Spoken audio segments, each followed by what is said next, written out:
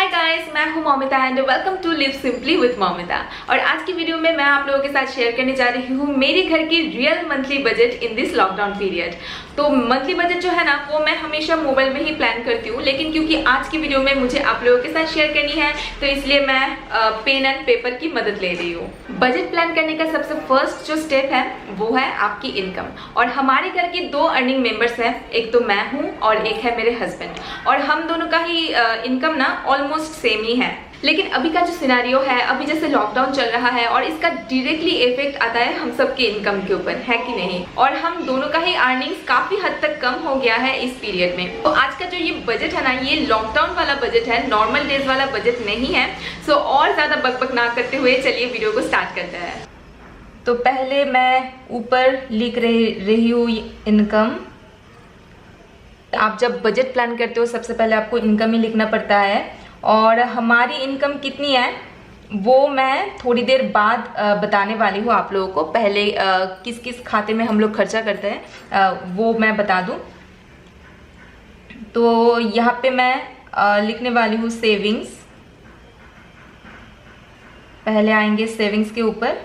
Savings जो मतलब अभी जो ज़रूरी है सबसे ज़्यादा, तो वही सब में हम लोग सेविंग्स कर रहे हैं। तो एक तो हो गया हमारे व्यान के प्रीमियम। तो ये जो प्रीमियम है ना, व्यान का एक प्रीमियम हम लोग दे रहे हैं। व्यान ने जब से जन्म लिया है तब से हर महीना ही हम लोग वो प्रीमियम देते हैं।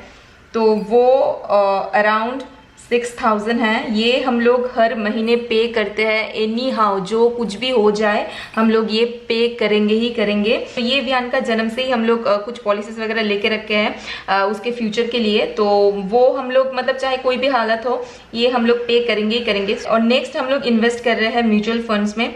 तो ये मैं इन्वेस्ट कर रही हूँ पर्सनली। तो मेरे हस्बैंड म्यूचुअल फंड में इन्वेस्ट नहीं करते हैं पर मैं करती हूँ। तो ये अराउंड 8000 रुपीज है जो मैं हर महीने ही इन्वेस्ट करती हूँ। तो म्यूचुअल फंड में इन्वेस्ट करते हुए मेरी ज़्यादा दिन नहीं हुई है, 1 साल से ऊपर हो गया है मैं म्यूचुअल फंड में इन्वेस्ट कर रही हूँ। और बस इतना अमाउंट मैं इन्वेस्ट करती हूँ। और फिर नेक्स्ट हम लोग आएंगे शैकत के प्रीमियम। कुछ LICs वगैरह उनका है जो वो पे करते हैं। तो ये ऐसा नहीं है कि हर मंथ उनका प्रीमियम रहता है, पर हाँ ईयरली 4 से 5 बार उनका प्रीमियम रहता है। अगर ये रहता है तो ये अराउंड 10,000 लगता है हमें पर मंथ। लेकिन इसको हम लोग यहाँ पे क्रॉस लगाएंगे क्योंकि ये जून मंथ का है। तो जून मंथ में ये जो प्रीमियम है ना तो ये नहीं है। लेकिन फिर भी मैंने बता दिया कि अगर होता है तो इतना अमाउंट का होता है। तो ये अभी नहीं है इस मंथ में, तो इसको हम लोग कैलकुलेट नहीं करेंगे। तो अभी सेविंग्स के लिए इतना ही। अगर ये नॉर्मल डेज वाला होता ना तो हम लोग यहाँ पे जो हमारे गोल्स है, लाइक बहुत लोगों की बहुत गोल्स होती है, किसी को कार लेना होता है या फिर हाउस, मतलब जो भी हमारे गोल्स है ना उसके लिए हम लोग पैसे सेव करते हैं। या फिर ट्रैवल हो गया, उसके लिए हम लोग पैसे सेव करें। लेकिन अभी ये लॉकडाउन वाला बजट है, इनकम भी काफ़ी कम है, तो अभी सेविंग्स पे ये वाला हिस्से को हम लोगों ने कट कर दिया है। अभी इस वाले हिस्से में हम लोग कोई भी पैसे सेव नहीं कर रहे हैं क्योंकि अभी खर्चा निकल जाए वही बहुत है। बस ये दोनों जो है ना ये हम लोग कंटिन्यू कर रहे हैं और ये जब देना पड़ता है तब देते हैं। और बाकी इस वाले हिस्से में हम लोग अभी मतलब कट करके रखा है। सो नेक्स्ट हम लोग आ गए हमारे कुछ फिक्स्ड एक्सपेंसेस जो फिक्स्ड है, हर महीना ये देना ही पड़ेगा। तो पहले तो आ गए हम लोग रेंट पे। तो हम लोग रेंटेड अपार्टमेंट में रहते हैं तो उसका रेंट हमें चुकाना ही पड़ता है। तो वो उसके साथ साथ मैं इलेक्ट्रिक बिल भी यहाँ पे इंक्लूड करना चाहूँगी। इलेक्ट्रिक बिल यहाँ पे मैंने लिख लिया है। सो ये दोनों मिला के हमें अराउंड 12,000 रुपीज़ मंथ का पड़ जाता है। तो ये हमें तो चुकाना ही चुकाना है। और उसके बाद हमारा कुछ EMI चल रहा है। कुछ चीज़ें हमने परचेस किए थे EMI पे, तो उसका भी EMI हमें भरना पड़ता है। तो वो अराउंड 5,000 रुपीज़ है पर मंथ जो हमें देना ही पड़ेगा। तो ये भी हम लोग पे कर रहे हैं। तो इसके बाद आते हैं हमारे DTH कनेक्शन में या फिर केबल कनेक्शन में। तो इसमें हमारे अराउंड 500 लगते हैं। तो ये भी लगेगा ही लगेगा। फिर आते हैं हाउस हेल्पर। हमने हाउस हेल्पर लगवाया है तो उनको भी देना पड़ता है। हाउस हेल्पर को देना पड़ता है 2500 रुपीज़ पर मंथ, तो ये भी तो देना ही पड़ेगा। और उसके बाद आते हैं पानी। पानी हम लोग एक्वागार्ड कुछ भी ऐसा मतलब प्यूरीफायर कुछ भी नहीं लगाया, तो अभी तक हम लोग पानी मतलब खरीद के ही पी रहे हैं। तो पानी का भी बिल आता है अराउंड 500, तो वो भी हमें पे करना पड़ता है। और फिर आ गए गैस। तो गैस का मतलब हम लोग सिलेंडर लेते हैं ना, तो हर महीना एक सिलेंडर लग ही जाता है। तो एक सिलेंडर अराउंड 700 का होता है, तो 700 का ही मैंने लिखा है। एक्सपेंसेस है जो मतलब फिक्स्ड है, मतलब ये हमें एनी हाउ ये हमें पे करना ही होगा। उसके बाद कुछ ऐसे एक्सपेंसेस है जो फिक्स्ड नहीं है, मतलब कितना आएगा हम लोग बोल नहीं सकते, लेकिन मैं अप्रोक्सीमेटली आप लोगों को बता सकती हूँ। तो पहले आता है ग्रॉसरी। तो ग्रॉसरी जैसे कि हर महीने डिफरेंट होता है ना, सबके घरों में ऐसा होता है, हर महीने डिफरेंट होता है। कितना लगेगा आप कह नहीं सकते, लेकिन फिर भी अप्रोक्स मैं एक हिसाब दे देती हूँ। तो अगर बहुत ज़्यादा कम हो तो ये 2500 हो गया, तो 2500 से अराउंड 3500 के बीच में ही होता है ये। कभी 2500 की होती है, कभी 2800 की होती है, कभी 3000 होती है, कभी 3500 होती है, तो ये डिपेंड करता है। इसलिए मैं यहाँ पे एग्जैक्टली नहीं बोल सकती हूँ कि ग्रॉसरी में हम लोग कितना खर्चा करते हैं, लेकिन 2500 से 3500 के बीच में लगता है। नेक्स्ट उसके बाद आते हैं हम लोग मिल्क पे। तो मिल्क का खर्चा फिर भी मैं बोल सकती हूँ कि मिल्क में अराउंड 750 रुपीज़ हमें लगता है, क्योंकि हम लोग वो अमूल की शक्ति वाला पाउच लेके आते हैं ना, तो उससे अगर हम लोग कैलकुलेट करें कि कितना लगता है, तो उसका प्राइस आता है 750। तो ये फिर आते हैं वेजिटेबल्स में। तो वेजिटेबल्स की प्राइस भी काफ़ी ज़्यादा बढ़ गई है, तो वेजिटेबल्स में बहुत ज़्यादा खर्चे हो जाते हैं।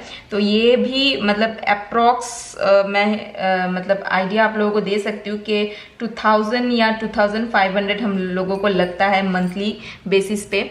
कभी 2000 भी लगता है, कभी उससे ज़्यादा भी लगता है, कभी 2500 भी लगता है, लेकिन इसके बीच में ही रहता है वेजिटेबल्स का खर्चा। फिर आ गए हम लोग फ्रूट्स में। फ्रूट्स भी बहुत ज़्यादा इम्पॉर्टेंट होती है, तो इसमें भी हम लोग कट ऑफ नहीं कर सकते हैं।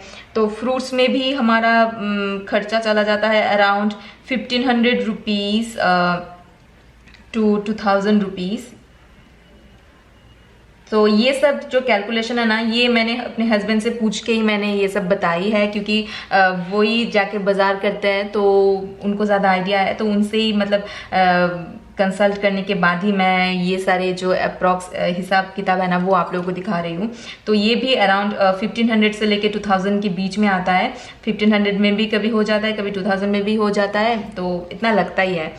और फिर हम लोग क्योंकि नॉन वेजिटेरियन है, बंगाली है, तो हम लोग फिश चिकन वगैरह ये सब तो खाते हैं। चिकन बहुत ज़्यादा नहीं खाते, लेकिन फिश खाते हैं, और भियान को भी बहुत ज़्यादा फ़िश है पसंद है, तो इसलिए फ़िश लाना पड़ता है। तो इसका भी खर्चा काफ़ी ज़्यादा है। ये भी अराउंड 3000 का आ जाता है। और फिर अंडा वगैरह की मतलब इसमें इंक्लूडेड है, फिश अंडा या फिर चिकन हो गया, तो ये अराउंड 3000 की होती है। लेकिन हाँ, बहुत ज़्यादा बंगाली घरों में नॉनवेज का खर्चा और भी ज़्यादा होगा, लेकिन हमारे घर में नॉनवेज का खर्चा इतना ही है, 3000 के अराउंड ही आएगा ये।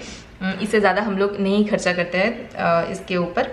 और ये तो गया खाने का खर्चा। फिर आता है मोबाइल का कनेक्शन, इंटरनेट कनेक्शन। तो मोबाइल प्लस इंटरनेट, इन दोनों का खर्चा हम दोनों का मिला के है अराउंड 1000 रुपीज़। तो हमने एक्स्ट्रा कोई इंटरनेट कनेक्शन नहीं लगवाया है, तो हम लोग मतलब मोबाइल का ही कनेक्शन यूज़ करके मतलब यूट्यूब में अपलोड वगैरह ये सब करती हूँ, तो वी यूज़ जियो कनेक्शन, तो उससे ही हो जाता है हमारा। तो 1000 रुपीज़ हम दोनों का मिलके मंथली पड़ जाता है। तो उसके बाद अगर ये नॉर्मल डेज वाला बजट होता तो उसमें रेस्टोरेंट का खर्चा भी लगते। हम लोग रेस्टोरेंट पे बाहर जाके या फिर घर पे स्विगी वगैरह किसी से भी मंगवा के हम लोग खाते हैं। तो अभी तो ये पॉसिबल नहीं है, हम लोग बाहर का खाना भी नहीं खा रहे हैं, बाहर भी खाने नहीं जा रहे हैं। तो ये तो अभी के लिए हमने कट करके रखा है। और सो नेक्स्ट यहाँ पे है शॉपिंग। तो शॉपिंग अभी फिलहाल के लिए हम लोग बहुत ज़्यादा कुछ भी शॉपिंग नहीं कर रहे हैं। अगर घर के लिए कुछ लेना होता है तो ही हम लोग मतलब कुछ ले रहे हैं, या फिर बिहान के लिए कुछ खिलौना या बुक्स हो गया अगर उसको लेना होता है तो ही हम लोग ले रहे हैं। अदरवाइज इसको मैं क्रॉस करके रखूँगी क्योंकि बहुत ज़्यादा कुछ अभी शॉपिंग हम लोग नहीं कर रहे हैं। अगर होता भी है ना तो 1000 के बीच में ही होता है, बहुत ज़्यादा कुछ हम लोग नहीं लेते हैं इस टाइम पे। तो बस यही है सब कुछ जो एक्सपेंसेस है हमारी मंथली बेसिस पे, सो वो मैंने लिख के रखा है। और बस अभी मैं मतलब कैलकुलेट करके पूरा जो खर्चा है ना वो मैं आप लोगों को बताऊंगी। तो अभी सेविंग्स पे हम लोग मतलब विहान का ये प्रीमियम और मेरा ये म्यूचुअल फंड्स वाला, इन दोनों को ही हम लोग कैलकुलेट करेंगे क्योंकि ये इस मंथ पे नहीं है, नेक्स्ट मंथ में है। तो इस मंथ में हम लोग ये 10,000 को नहीं कैलकुलेट करेंगे। So it will be 6,000 plus 8,000, it will be 14,000। सो इतना है सेविंग्स जो हमें मतलब निकालना है हमारी इनकम से। उसके बाद ये जो फिक्स्ड एक्सपेंसेस है, जो रेंट, EMI, केबल, ये सब कुछ मिला के मैंने कैलकुलेट किया है। तो ये टोटल आएगा आपका 21,200 रुपीज़। सो ये है फिक्स्ड एक्सपेंसेस। फिर ये जो एक्सपेंसेस है ना ग्रॉसरी वगैरह की, तो इसका अगर मैंने मतलब हाईएस्ट जो अमाउंट है ना उसको ही कैलकुलेट मैंने किया है। तो वो अमाउंट कैलकुलेट करके आ रहा है 12,750 रुपीज़। तो इससे कम भी हो सकता है ये, लेकिन मैं हाईएस्ट ही अभी कैलकुलेट कर रही हूँ। हमारा क्या आया कि सेविंग्स है 14,000, फिर फिक्स्ड एक्सपेंसेस है 21,200, फिर एक्सपेंसेस है 12,750 रुपीज़। सो ये जो पैसा है ना ये हमें हमारे इनकम से निकालना ही है। सो ये है हमारी टोटल मतलब सेविंग्स एक्सपेंसेस मिला के टोटल, ये जो है ना 47,950 रुपीज़, ये हमें इनकम से निकालना ही है। तो ये हाईएस्ट अमाउंट है। ये अगर कम हो गया तो 45,000 होता है, और ज़्यादा हो गया तो 48,000। तो हमारा जो मंथली जो बजट है ना तो वो 45,000 से लेके 48,000 के बीच में ही आता है। तो अभी मैं बताऊंगी कि हमारा इनकम अभी फ़िलहाल लॉकडाउन पीरियड में कितना है। तो अभी हमारा जो इनकम है ना वो अप्रॉक्स 50,000 से लेके 60,000 के बीच में है। मैं अप्रॉक्स इसलिए बोल रही हूँ क्योंकि मैं एक यूट्यूबर हूँ, मेरी इनकम बहुत ज़्यादा फ्लक्चुएट करता है। तो इसलिए मैं मतलब एक कंफर्म अमाउंट आप लोगों को नहीं दे सकती हूँ कि कितना आएगा। इतना आएगा ही आएगा, इससे कम नहीं आएगा। तो ये है हमारी अभी लॉकडाउन वाला पीरियड का, ये है हमारी मंथली अर्निंग्स। सो इन सब खर्चे को छोड़ के जितना भी पैसा हमारे पास बचता है ना तो उसको अभी हम लोग एज अ इमरजेंसी फंड रखते हैं, क्योंकि यू नेवर नो कि कब इमरजेंसी आ जाए, कब बीमार पड़ जाओ, फिर डॉक्टर का खर्चा, टेस्ट वगैरह करवाने का खर्चा, मेडिसिन का खर्चा। तो उस मेडिकल इमरजेंसी पर्पज के लिए हम लोग वो पैसा अभी के लिए सेव करके रखते हैं। सो यही है हमारा लॉकडाउन वाला बजट। और जैसे कि ग्रॉसरी, वेजिटेबल्स, फ्रूट्स, मिल्क, इन सब में हम लोग चाहे तो कट ऑफ कर सकते थे, लेकिन हमने कट ऑफ नहीं किया क्योंकि हमारे पास एक छोटा सा बेबी भी है। तो अभी न्यूट्रिशन सबसे पहले मतलब ध्यान में रखना पड़ता है, और अभी जो है ना सबका हेल्थ ही सबसे ज़्यादा प्रायोरिटी लिस्ट में है। तो इसलिए उस जगह पे हम लोग कट ऑफ नहीं कर सकते हैं, तो उसको हमने प्रायोरिटी में रखा है। और इसीलिए सेविंग्स को हमने थोड़ा सा कट ऑफ कर दिया है फिलहाल के लिए। और जब लॉकडाउन ओवर हो जाएगा, धीरे धीरे हमारा इनकम भी ठीक होने लगता है, तो उसके बाद फिर से हम हमारे गोल्स के लिए जो सेविंग्स वगैरह है ना वो सब करते हैं। लेकिन अभी फिलहाल के लिए उन जगह पे हम लोग ने कट ऑफ कर दिया है, ठीक है। तो बस यही है आज का वीडियो, यही है हमारा लॉकडाउन वाला बजट। आई होप कि ये वीडियो आप लोगों को पसंद आया होगा। अगर पसंद आया है ना देन प्लीज एक लाइक जरूर कीजिएगा, और नीचे प्लीज कमेंट करके मुझे बताइएगा। और सब्सक्राइब नहीं किया है देन सब्सक्राइब जरूर कर दीजिए। और मैं आपसे मिलती हूँ एक नए वीडियो के साथ। Till then take care and bye bye.